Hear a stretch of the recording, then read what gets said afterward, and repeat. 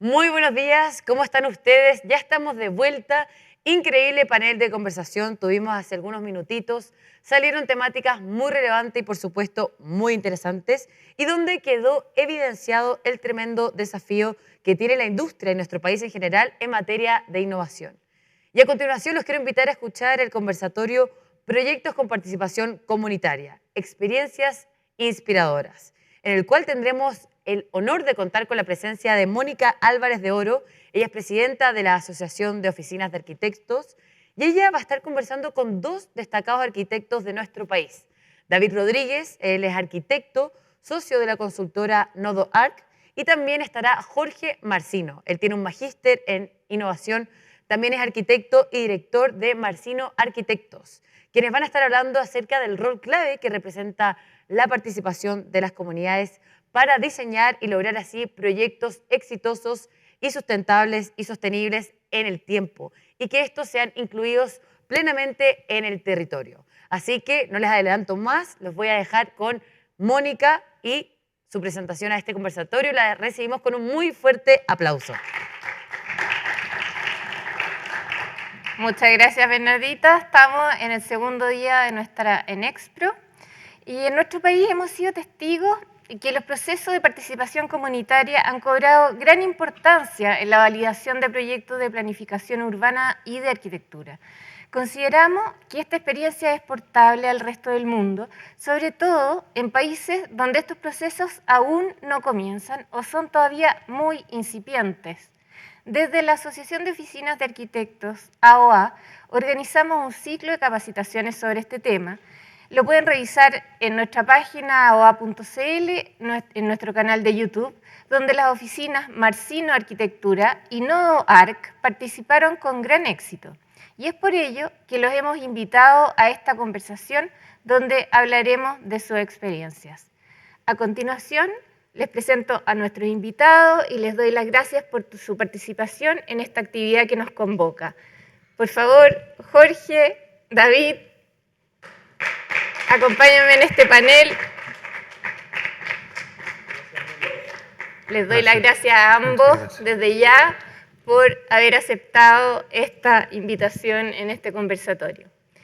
David Rodríguez Cuevas, past presidente de la OA también, así que mi predecesor.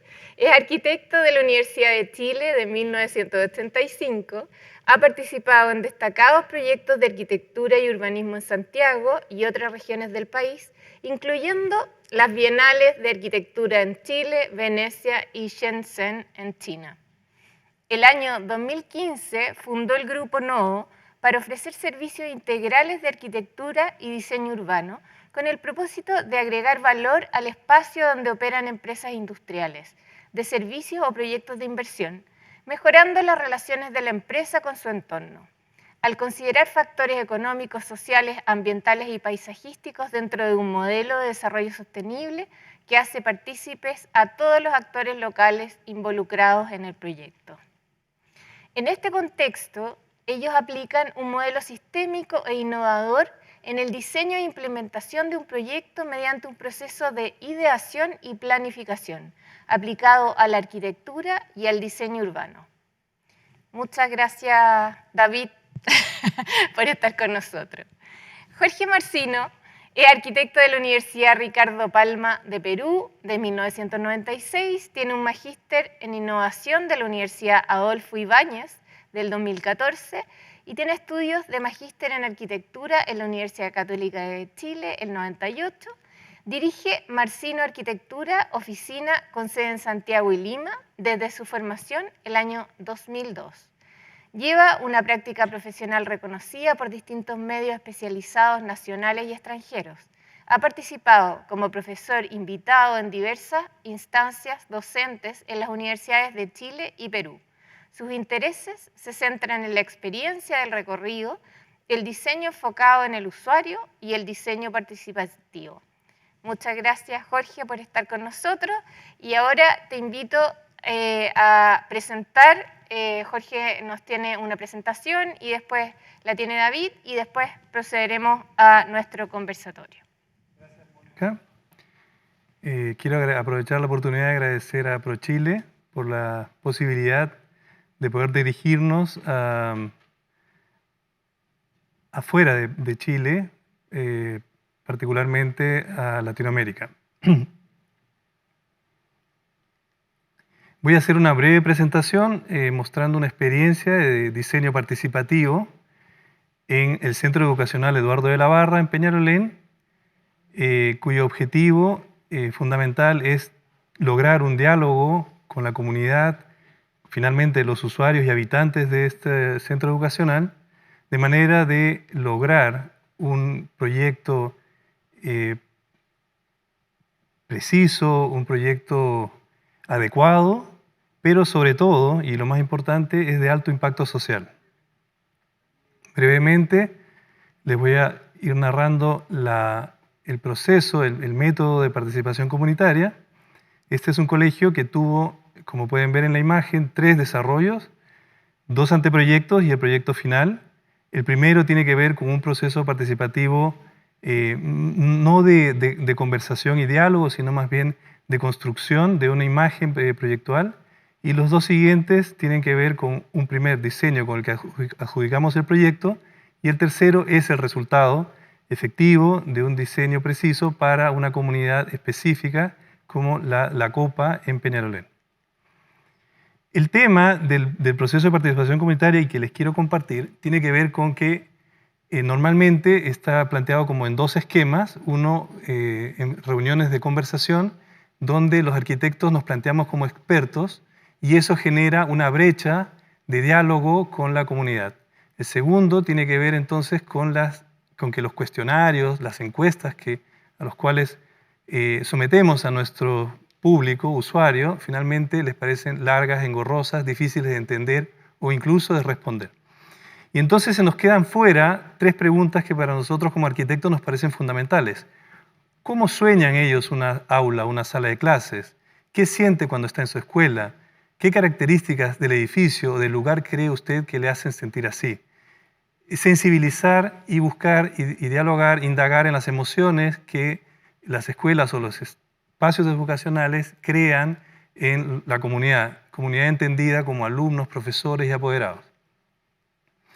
Otro aspecto relevante que nos parece importante para entrar en el diseño de un proyecto educacional es entender que una escuela es más que una escuela, es un centro de salud, es un lugar de seguridad, de contención, de alimentación, de refugio, de acción cívica, como lo hemos visto en las últimas elecciones. Entonces, la comunidad se amplía, normalmente se amplía al barrio y muchas veces incluso a la comuna o al distrito. Entonces, en las primeras reuniones, como ustedes pueden ver en las imágenes, tenemos una situación en la parte superior izquierda donde el auditorio está al frente y nosotros tenemos una situación como frontal, más bien ya en la segunda ampliamos el diálogo. En este tipo de reuniones tradicionales teníamos una situación en la que no lográbamos obtener respuestas para el diseño, insight de diseños, que es como nosotros les denominamos. Entonces tuvimos que trabajar con los consultores en el desarrollo de un esquema distinto, en este caso encuestas espaciales, con la comunidad del barrio, donde nos iban explicando qué características tiene cada sector del barrio, dónde se sentían seguros, dónde percibían violencia o dónde sentían que su identidad comunitaria se veía reflejada. También en la escuela existente, porque esta es la reposición de una escuela, se hicieron encuestas de análisis espacial que tienen que ver básicamente con el vínculo emocional con el lugar y el espacio. Y mientras que para los pequeños la cancha era un lugar grato pero peligroso porque estaban los adultos, al revés, para los adultos las zonas de interacción con los niños pequeños era un sitio también de riesgo para no causarles daño. O encuestas espaciales territoriales, donde sentían ellos que entendían que era su espacio de desarrollo, su espacio de convivencia o el espacio propio. Pero lo más importante viene en esta parte, que es la incorporación de talleres de imaginarios espaciales para lograr tener un diálogo constructivo con la comunidad y para entender cuáles eran esos deseos, esos intereses profundos que deseaban se proyectaran o que nosotros incorporáramos en el proyecto. Entonces, en esta diapositiva podemos ver, por ejemplo, que tenemos actores como los apoderados, los profesores, alumnos de secundaria o media y de básica o primaria. Para ellos, la escuela en sí representa distintas cosas. Para los niños pequeños, la escuela es un castillo, es la metáfora del castillo, un lugar de protección. Para los alumnos grandes, mayores, adolescentes o adultos, ellos entienden, si pudiera aplicar una metáfora, entienden la escuela como una cárcel, un lugar donde la autoridad les quita espacio de libertad, les quita espacio de desenvolvimiento natural. Por supuesto, las siguientes tuvieron que ver con la observación y la fotografía etnográfica para ver el comportamiento de los niños, el desenvolvimiento de sus cuerpos en el espacio. Y finalmente, recurrimos a la técnica tradicional de las entrevistas espontáneas y los focus group para entender que lo que nosotros podíamos interpretar de toda esta información levantada fuera la correcta. Esta es una imagen de esta experiencia en toda su expresión. Ahora, ¿por qué no creo que lo que estoy presentando en esta oportunidad sea necesariamente una metodología nueva? Pero sí quiero decir que desde nuestra experiencia como arquitectos, el trabajar con la comunidad, conversar con el usuario, conversar con el futuro habitante, escolar o profesor de la escuela, sí nos sirvió y nos ayudó para levantar elementos de diseño que nos permitieran hacer un proyecto pertinente, como lo dije anteriormente. En esta diapositiva podemos ver que de esta experiencia de diseño participativo levantamos 5 insights fundamentales que los voy a describir en escala, de la escala urbana a la escala del mobiliario. La primera tiene que ver con la plaza segura, que es la relación con el barrio, el colegio sin espaldas, que es la relación con su entorno inmediato. La educación integral y su forma tiene que ver con las características formales y espaciales de la escuela propiamente tal. La articulación interior-exterior tiene que ver con algo que nos interesa en particular, que es el sentido del recorrido de la obra arquitectónica y la dimensión de la experiencia lúdica como la relación con el cuerpo, que es el diseño del mobiliario en la escuela. La plaza segura, entonces, tiene que ver con entender que la escuela es un hito urbano que se tiene que abrir en las esquinas de manera de generar espacios de seguridad donde no hubiera esquinas ciegas, sino más bien fueran lugares de encuentro y reunión de la comunidad. El colegio subsidia entonces a la comunidad, subsidia a los vecinos ampliando sus antejardines en ambas esquinas de manera de generar espacios de reunión pública. Esta es una petición que aparece desde la conversación con la comunidad, desde la participación comunitaria. Ahí se puede ver una fotoárea de la escuela. En esta idea de plaza segura y de apertura, también integramos una cancha de fútbol que existía, era una preexistencia, entonces la integramos al diseño del Centro Educacional Eduardo de la Barra.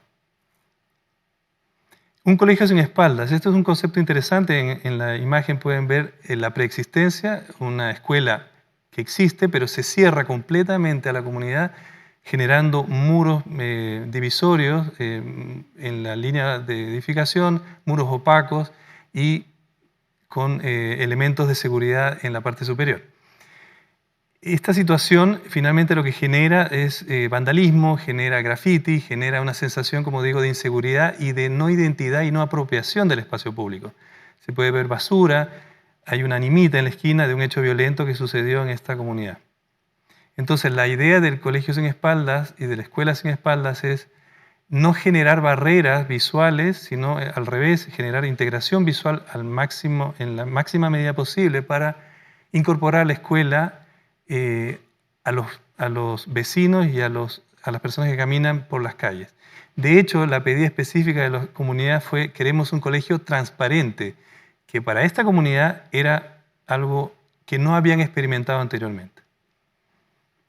Pero esa idea de transparencia se contradecía con los elementos de seguridad necesarios. Entonces hicimos un trabajo para generar un quibrasol, un brisoleil, que es un elemento protector de la radiación en el edificio, que a su vez funciona como una reja para evitar los robos, el quiebre, el vandalismo, el robo y el quiebre de los elementos de la fachada. Es importante decir que se produce un efecto interesante cuando aparece esta infraestructura en la comunidad, porque la comunidad termina protegiéndola y termina adoptándola como un elemento identitario, simbólico, de orgullo. Entonces, finalmente, estos elementos parecieran innecesarios y más bien decorativos. Sin embargo, cumplen una función desde la protección solar. Ahí podemos ver la escuela, esta es la infraestructura más importante en esta comunidad, y cómo esta se integra a través de sus patios con la cancha de fútbol que ya existía y que era el espacio principal de reunión en este lugar. La educación integral de su forma tiene que ver con también una condición que nos plantean los apoderados, porque el problema de la educación que nosotros percibimos en esta comunidad es que había una profunda desconfianza entre los distintos niveles educativos, entre la primaria y la secundaria, entre la básica y la media. Se aprecian porque a uno le genera sentimientos de ternura cuando los mayores ven a los niños, y a los niños sienten una emoción de cierto orgullo o una idea de así voy a ser sobre los adultos. Sin embargo, tienen temor de generar alguna situación o algún punto de contacto que pueda ser conflictivo. Entonces, ¿cómo generar un lugar donde todos estén juntos, pero al mismo tiempo separados? Eso nos llevó a hacer un proyecto que la integración es visual, se intercalan los elementos, los edificios dedicados a la educación preescolar están en la parte inferior, y en la parte superior más bien la de media y primaria a la derecha. Ahí se pueden ver algunos patios que se entrecruzan con las otras edificaciones, y finalmente la articulación interior-exterior como una manera de abrir la escuela, aunque tiene que ser segura en términos también de, como decía inicialmente, de vandalismo y de robo. Sin embargo, esta finalmente se aprecia como una sola escuela con un solo espacio. Sin embargo, en los niveles hay una disgregación de las funciones para permitir una buena convivencia. La escuela se plantea entonces como una escuela abierta a la comunidad, articulada con la población. Ahí podemos ver algunas imágenes de estos espacios que se integran vertical y visualmente, de manera vertical. En la parte inferior el preescolar y en la parte superior alumnos de básica. La experiencia lúdica tiene que ver con el recorrido. Esto es una escuela que recrea la idea del caracol, de la espiral continua, del recorrido continuo, que nos permite entonces estar siempre en un constante desplazamiento y en una constante interrelación de comunicación entre los usuarios de la escuela, lo que genera también una sensación de fluidez y de sensación dinámica. Al mismo tiempo, nos hicimos cargo de incorporar en la escuela un pantón, una paleta de colores que se trabajó con la comunidad y que tiene que ver con los colores que aparecen en la población y que son colores que usan los vecinos. Ahí podemos ver algunos colores. En la imagen del centro pueden ver esta espiral continua, este caracol, que es el lugar, es el espacio donde circulan y permanecen los alumnos de media principalmente, y esta idea del caracol es un lugar donde transitan para ver y ser vistos también, un espacio de socialización. Entonces, así pensamos que la escuela cumple otras funciones más allá de las funciones estrictamente educacionales a las que estamos acostumbradas, y que solamente son posibles de incorporar en el diseño del proyecto cuando tenemos un diálogo fructífero, un diálogo abierto con la comunidad. Gracias. Muchas gracias, Jorge, por tu presentación. David hará la suya. Vamos a esperar a que cambien las imágenes. Tenéis que... Ahí. Eso.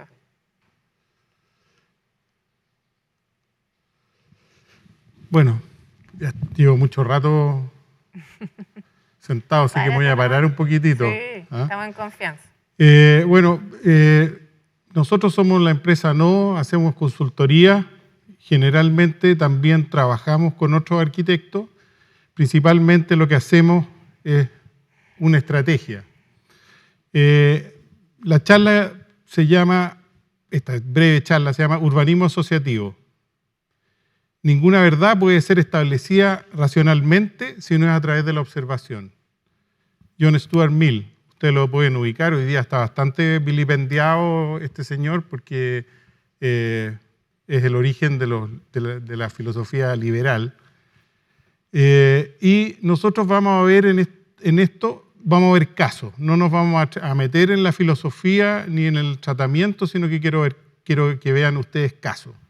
El primer caso que les voy a mostrar no es tan glamuroso aquí, pero se trata de 10 casas que fueron implementadas en la comuna de La Pintana, específicamente en la población del Castillo. La población del Castillo, para que ustedes se imaginen, queda en los extramuros de Santiago, son poblaciones marginales de muy pocos recursos, donde se encontraban mujeres abandonadas con niños.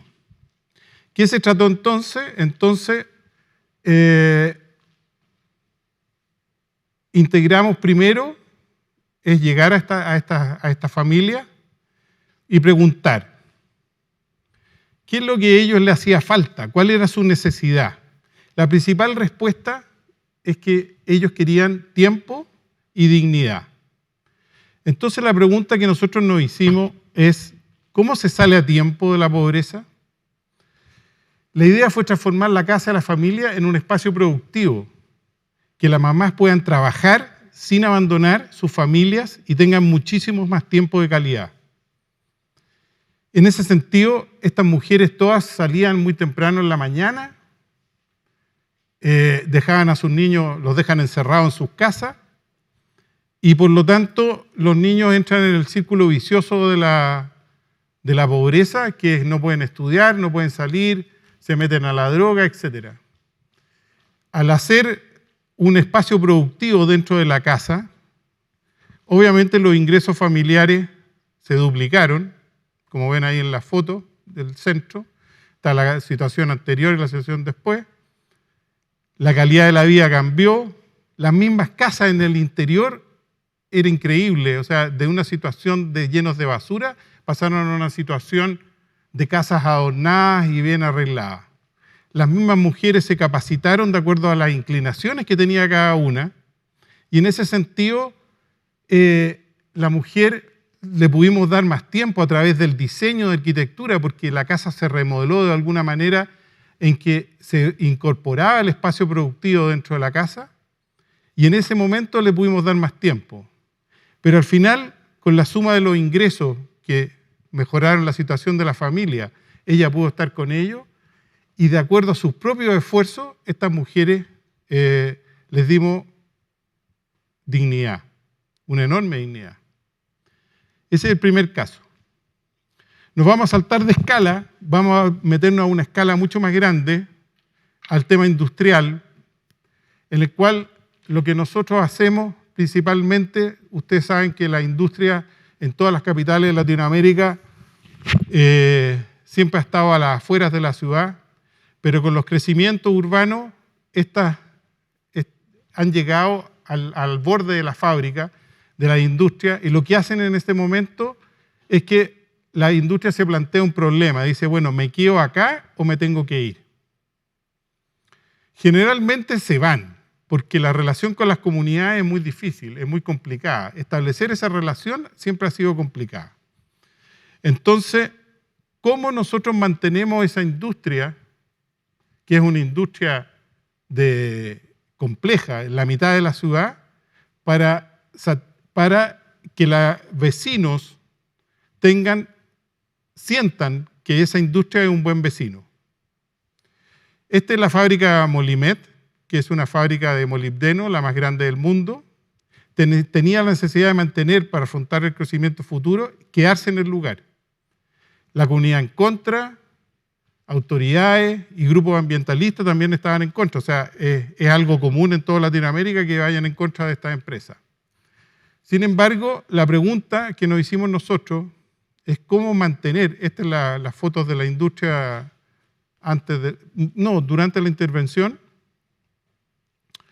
pero lo que hicimos nosotros fue preguntarnos cómo diseñamos una industria de clase mundial para que las personas que viven alrededor puedan tener una experiencia de clase mundial.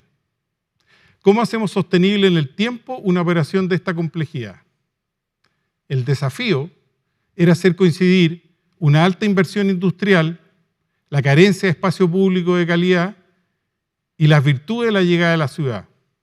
O sea, cuando esta gente que vive en San Bernardo, que ustedes ven en la fotografía de la izquierda, el área actual de la empresa es la que está segmentada ahí alrededor, y la gente que vive en esta comuna está acostumbrada a sentir que su comuna es el campo. Cuando ven esta planta, se imaginan que el campo ya se acabó. La idea fue cómo poder retomar esa visión. Y la idea fue una industria en un parque urbano de calidad. O sea, lo que nosotros fue, en vez de cerrar la industria, lo que comúnmente se hace fue abrirla a la comunidad. Y abrirla a la comunidad generando un parque. Este parque tiene dos áreas, por así decirlo. Tiene un área que es parque propiamente tal, como todo el mundo lo conoce, que es un parque tradicional, donde existía una casona antigua que se remodela, y ese parque también se levanta, se le sacan las especies que no son nativas y se agregan otras, pero además tiene un parque a nivel urbano, en que es un parque de nogales.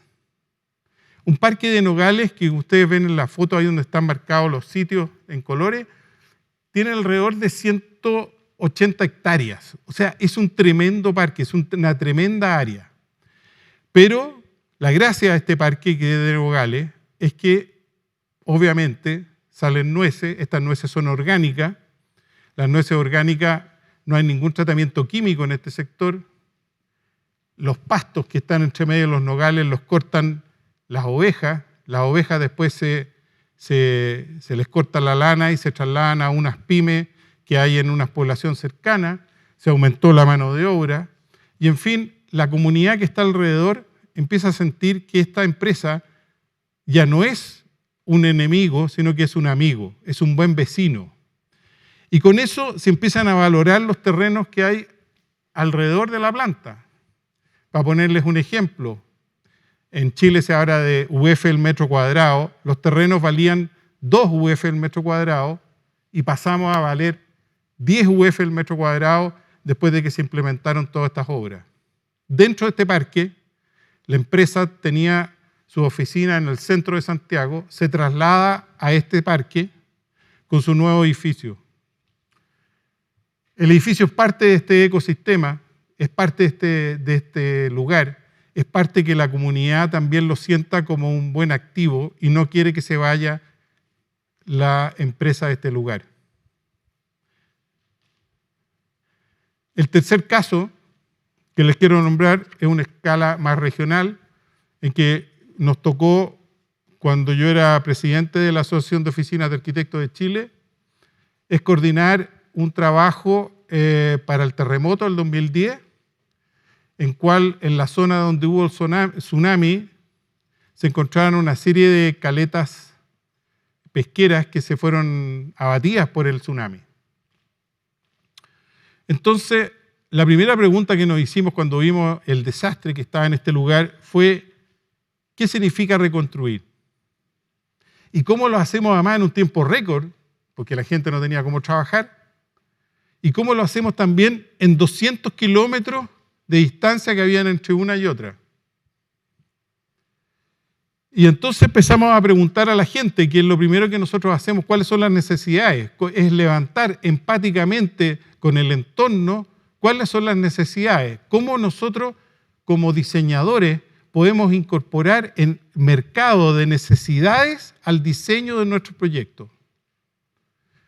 De este proceso, ¿no es cierto?, descubrimos una serie de pequeños productores, artesanos, operadores turísticos en toda la región. Todos con una fuerte identidad y unidad con el paisaje de su región, pero sin ninguna relación entre ellos no se conocían. Entonces dijimos, bueno, ¿por qué no integramos esto en una cadena de valor? ¿Cómo damos valor a la identidad regional? ¿Cómo diseñamos espacios públicos de calidad en el borde costero? Reconstruir significa más que nada coordinar e integrar.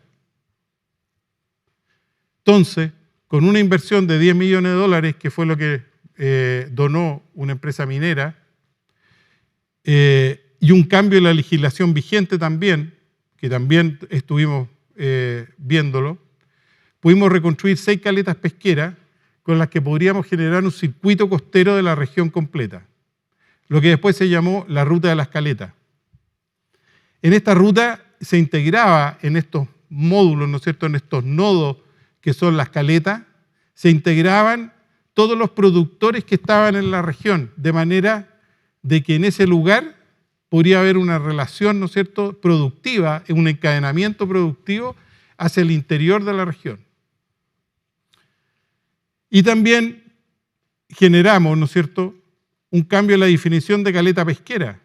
La definición de la norma decía que la caleta pesquera era un lugar donde se realizan faenas pesqueras, pero resulta que ahora era un lugar turístico, era un lugar de restaurantes, era un lugar donde se compraba artesanía, era un lugar donde se relacionaba con todos los entes productivos que había más adelante. Esas son las caletas. Las caletas las diseñó distintos grupos de arquitectura. En el caso nuestro nos tocó la caleta de Peyúgue, pero existen otros grandes arquitectos que trabajaron en esto.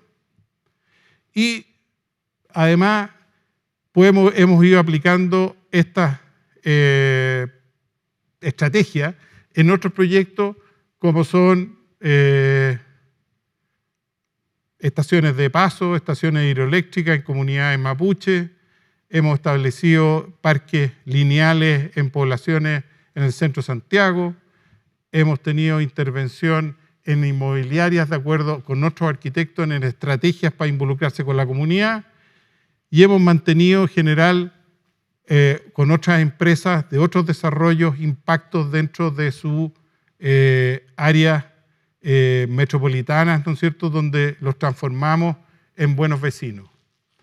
Este último es una empresa que tiene 64 hectáreas y que está en una comuna bastante populosa que hoy día se está transformando en el mejor vecino de todos.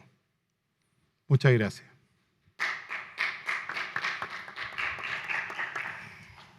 Muchas gracias, David y Jorge, por sus presentaciones muy interesantes. Yo me quedo con una duda. Los dos han hecho proyectos integrando la participación ciudadana. Tú, Jorge, desde un punto de vista más del Estado, ¿cierto?, proyectos educacionales. David, más desde lo privado. Ustedes no hacen el proceso de participación ciudadana. ¿Cuál es el rol específico de sus oficinas en este proceso? Sí, un poco para poder entender y para que nos entienda el público. Perfecto. Se habla mucho de un trabajo integrado, multidisciplinario. Eso es lo que está pasando, Mónica.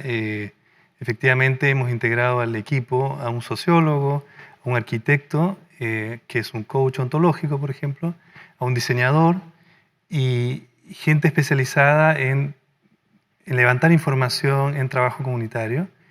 Te diría que hoy día, para nosotros, que en definitiva vamos a hacer un proyecto que es uno que la comunidad ha solicitado, que ha gestionado a través del Estado, el municipio, el Ministerio de Educación, es un acto fundamental, es un acto de respeto, creo yo, es un acto de integración profundo, el poder hablar con quienes finalmente van a ser usuarios. O sea, nosotros no nos imaginamos hoy día hacer un proyecto en la que la comunidad queda al margen. Es una relación, es como un arquitecto que va a hacer una casa y no conoce al cliente. Entonces, para nosotros es una condición fundamental.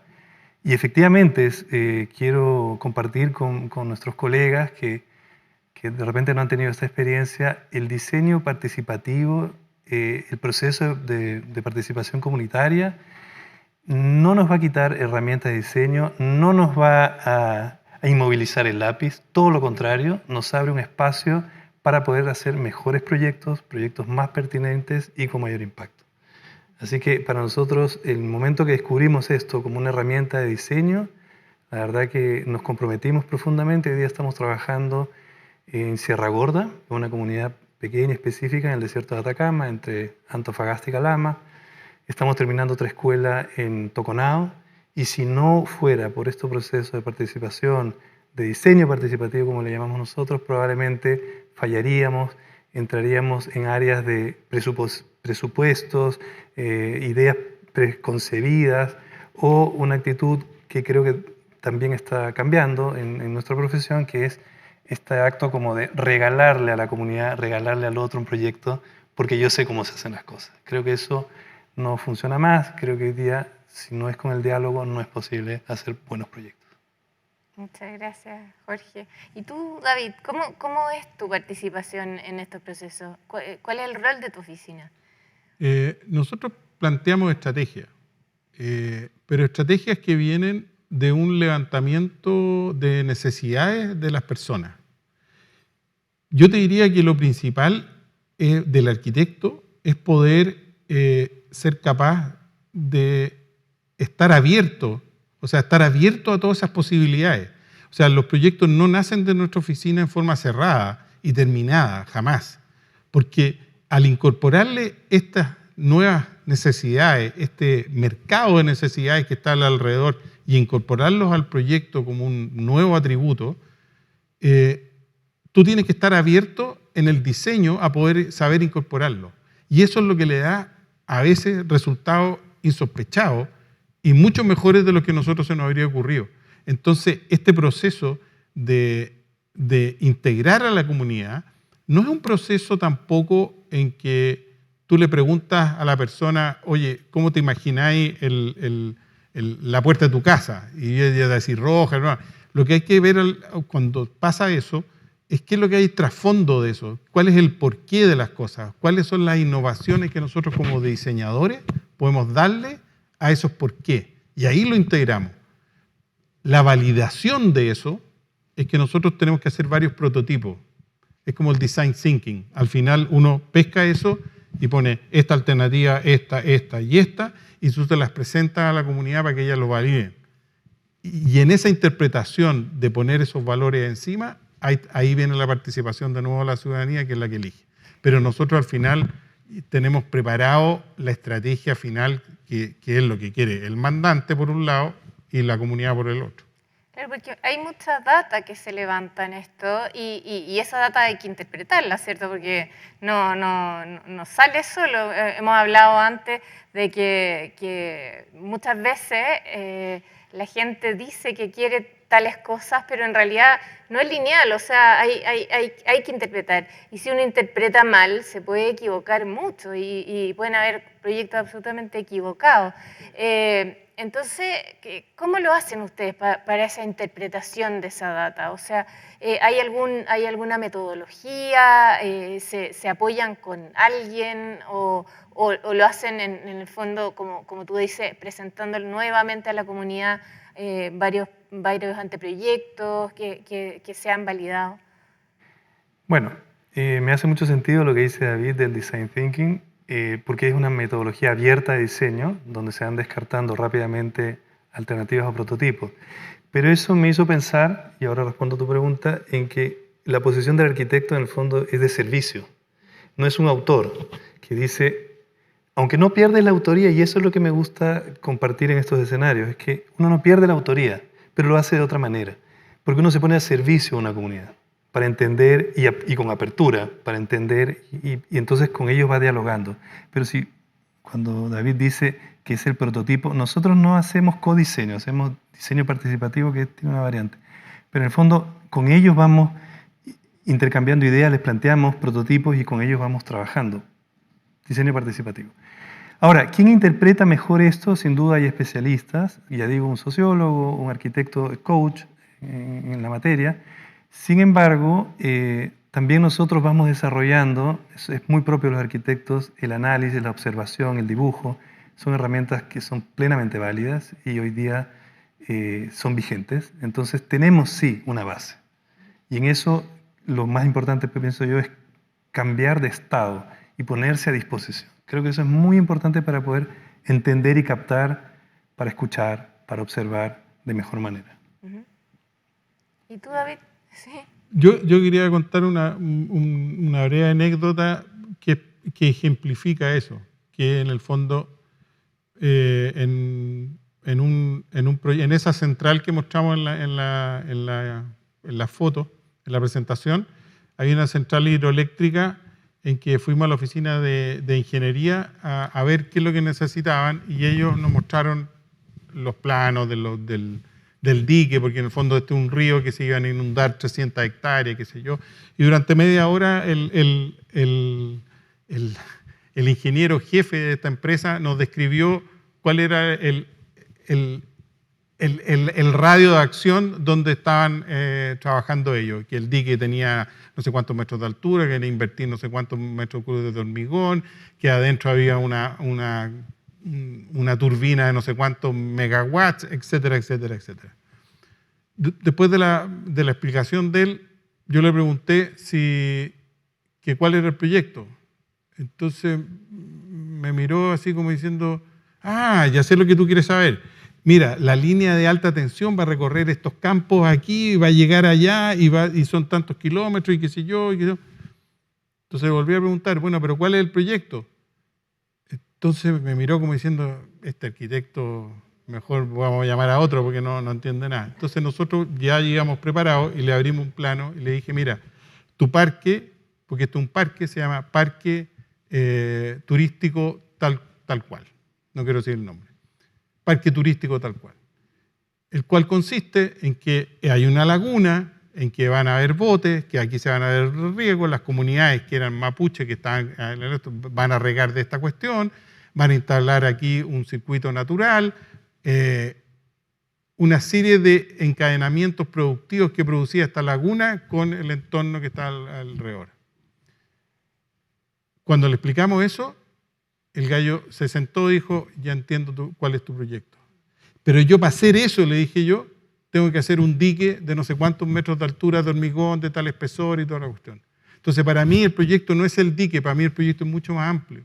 Y en general el arquitecto es el que tiene esa visión, tiene una visión de la visión sistémica de la cuestión, cómo se relaciona esto con los demás. Entonces, la tarea nuestra es que esa visión se haga en todas las construcciones, en este mismo edificio, en el restaurante chiquitito, en la ampliación de la casa, cómo eso se relaciona en un entorno de todos. Eso es lo que nosotros pretendemos hacer. Y esa visión es la que involucra a sociólogos, involucra a otros, pero la visión principal, cuando uno ve las relaciones de los espacios, las relaciones productivas, qué es lo que pasa entre uno y otro, y uno lo involucra al proyecto, eso lo podemos hacer nosotros. Nosotros le damos esas relaciones al sociólogo, al otro, qué sé yo, para que se lo comunique mejormente a la comunidad, porque nosotros tenemos un lenguaje que a lo mejor nadie entiende, pero ellos sí lo pueden manejar. Claro.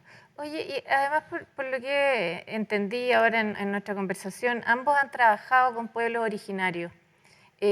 ¿Cuál ha sido su experiencia? O sea, ¿cómo lo han manejado?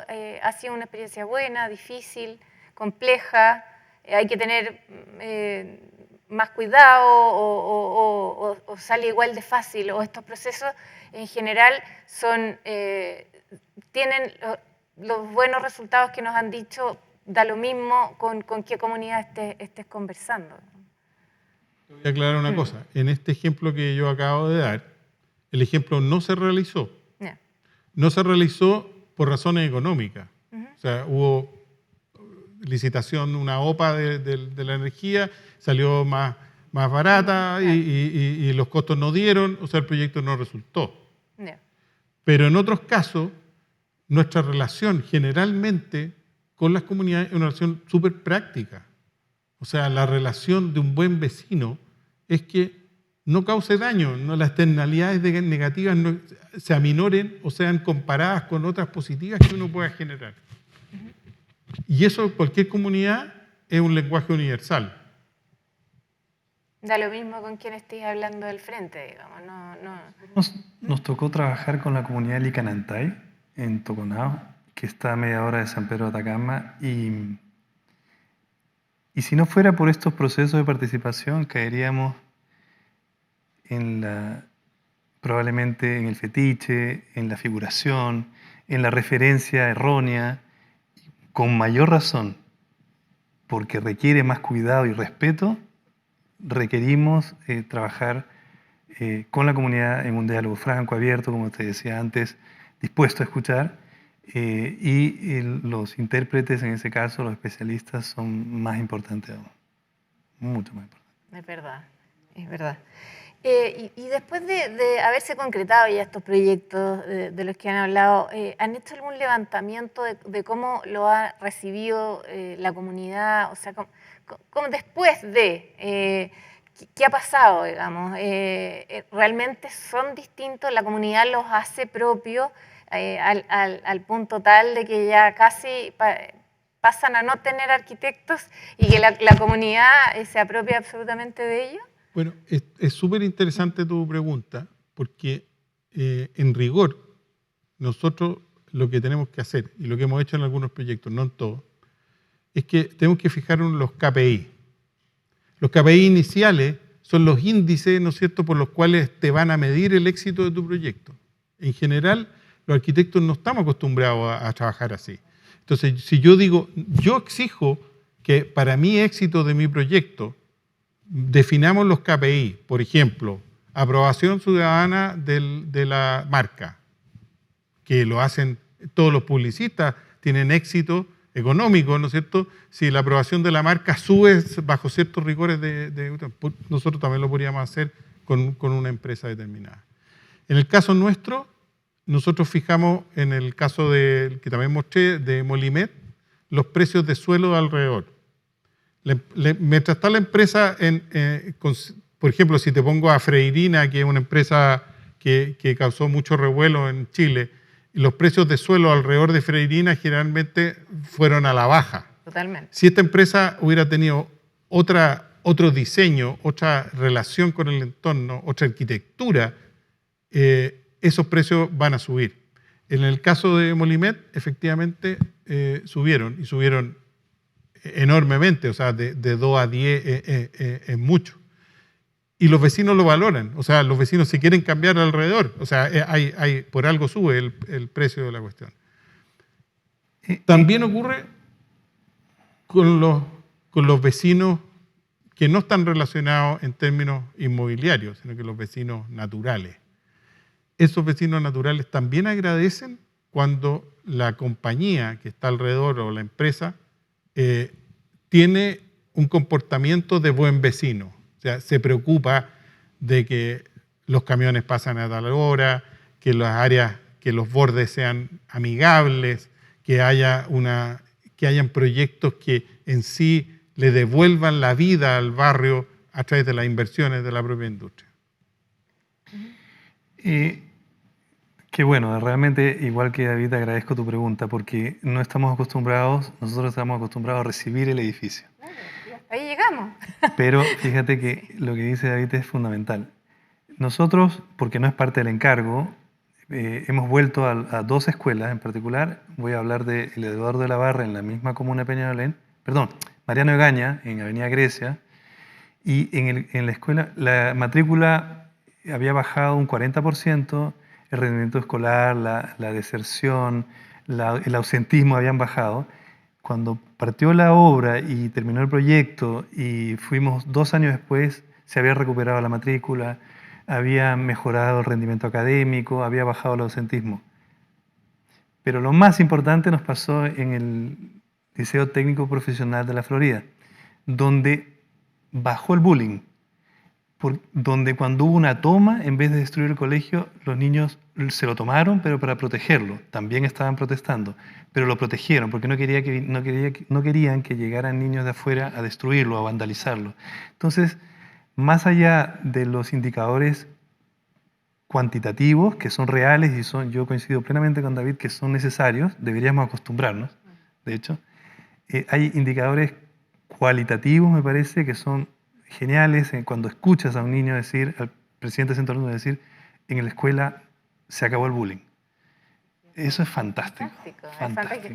Que una edificación o que un proyecto haga eso en el fondo. Al final los índices los fija de común acuerdo entre tu mandante y tú. ¿Cuáles son los índices que te quieres medir tu proyecto? O sea, es más, mira el disparate que puedo decir. Los honorarios de arquitectura podrían estar de acuerdo a los índices, ¿no es cierto?, de resultados no lo digáis porque... del proyecto. pero es que le va a salir mucho más caro. Bueno, generalmente debería salir más caro, Sí. fíjate, sí, Claro. es verdad, eso es cierto. No, la publicidad sí es usual. Sí, Es usual es que se haga usual, así. es usual. O sea, si Claro. tu campaña publicitaria llega a no sé cuántas personas y tiene una aceptación de tanto, te suben los Premio, bonos, claro. obvio. Lógico. Si el gallo gana más, ganas más tú. De todas maneras. Oye, para ir terminando ya, ustedes que ya están súper involucrados en esto, ¿qué es lo que cambiarían? Con una visión como más crítica del proceso, ¿qué les falta o qué sienten ustedes que todavía no hemos implementado en nuestro país? Desde nuestra perspectiva, que los procesos de participación comunitaria no se entienden como una ganancia en el proceso de diseño, sino que se entienden como un trámite de parte de nosotros, digamos, un formulario más a veces, incluso una molestia en algunos casos, porque no estamos acostumbrados a eso. Y en segunda instancia, que a veces el proceso de participación, y nos pasó en el caso que mostré, por eso eran 3 anteproyectos, uno municipal y 2 nuestros, es que son participaciones que no son iniciales, a veces son tardías, porque son participaciones comunitarias para validar. Entonces, no funciona. Claro. No funciona si es para hacer validar. check, claro. Hay que llegar antes, es una participación, le llamamos anticipada, de manera de levantar insight de diseño. Y eso creo que debiera ser un estándar en los diseños de proyectos públicos, de infraestructura pública. Es bonito pensar que la infraestructura pública es el futuro patrimonio del país. Entonces, hay que hacerlo, creo, de manera anticipada. Bueno, a mí una de las cosas que siempre ha topado con esta visión y esta estrategia es la normativa. La normativa es la que muchas veces no permite que se hagan este tipo de cosas. Por ejemplo, la normativa, estamos hablando de la normativa chilena. La normativa, por ejemplo, en el caso que vimos, para que tengan visión, en la normativa de las caletas. O sea, la normativa decía un uso de suelo que debe estar aquí, debe ser así, fijo. Bla, bla. Y cuando tú planteas una cosa que es mucho más abierta, que se relaciona con los demás, que hay interacción, que ya no es tan importante el diseño de la rasante, sino que es cómo esto se transforma igual que esto, en un dispositivo para poder... Está validado por la comunidad. Y está validado claro. por la comunidad porque la comunidad lo necesita. Claro. Y se transforma en un dispositivo que no sirve solamente para una sola cosa, sino que sirve para muchas cosas. La normativa queda obsoleta. Es como si un colegio de Jorge Chico, ¿ah? llegara a una comunidad que dijera, oiga, ¿sabe qué? En la noche que no se ocupa, podríamos ocupar las salas de la tanto, por lo tanto van a ir adultos a la cuestión. Y resulta que la normativa va a decir, ¿sabe qué más? No pueden entrar adultos a esta cuestión a hacer clases. No se puede usar la sala de clases para otros fines que no sea para lo que tenga. Entonces, la normativa muchas veces que le encantan muchos arquitectos, que se rija, que la altura, que bajen, que no se hagan más de 10 pisos, que sean 8, que sean 9, es nefasta. Porque hay comunidades, hay necesidades a veces que no tienen nada que ver con el diseño de tamaño o forma, sino que es cómo se comporta el elemento en la zona donde está. Eso es lo que yo cambiaría, es la visión. Porque también, cuando uno va a las municipalidades, si las municipalidades van a aprobar un proyecto, que lo midan también de acuerdo, ellos tienen la capacidad de poder coordinar todos los proyectos, nosotros no. Ellos sí lo podrían hacer y esa pega es brutalmente interesante, bonita y que podría cambiar el diseño de las ciudades. Si todos los antejardines dicen, oye, ¿sabéis qué? El antejardín voluntariamente lo dejan abierto y viene un tipo con un proyecto en que lo deja cerrado, si le oye, compadre, ¿sabe qué? Mire cómo está toda la cuadra, está abierto, usted va a cerrar aquí para que... No, entonces en esa coordinación el gallo podría trabajar, ¿no es cierto?, con todos los proyectos para que fueran más integrales, más relacionados unos con otros, que se incorporaran y que no fuera la normativa una espada de Damocles para castigar a los proyectos y no mejorarlos. Tenemos que emplear nuestra mente Sí. en esto, en otras cosas más, pero Sí. les doy las gracias, Jorge, David, por esta conversación muy entretenida y por exportable que tenemos nosotros y en esta expertise de participación ciudadana que creo que podemos exportar al mundo con nuestra experiencia. Así que muchas gracias, nos vemos Gracias a ti, pronto. Mónica. Chao, chao. Con un fuerte aplauso despedimos a este increíble panel, muy entretenido, muy interesante todo lo recientemente expuesto, así que agradecemos a cada uno de nuestros panelistas del día de hoy. Y con esto nos vamos despidiendo, les recordamos que mañana, jueves 30, vamos a estar a partir de las 8:30 horas. Así que ahí les adelanto que vamos a iniciar una jornada con un conversatorio denominado Chile-India, oportunidades de colaboración en el sector de construcción e infraestructura con expertos y autoridades de ambos países. Así que ahí va a estar muy entretenido y después vamos a tener un conversatorio donde vamos a estar abordando soluciones para acceder a energías renovables en viviendas y terminando así con una conversación respecto de la internalización a través de la participación en licitaciones. Así que un día muy contundente, nosotros ya nos despedimos, muchas gracias, que tengan un buen día y mucho éxito también para las más de 100 empresas de Chile y 16 mercados internacionales que continúan a partir de las 11:30 horas con sus reuniones en la segunda jornada de la Rueda de Negocios de Nextpro 2021. Así que tengan un muy buen día. Muchas gracias.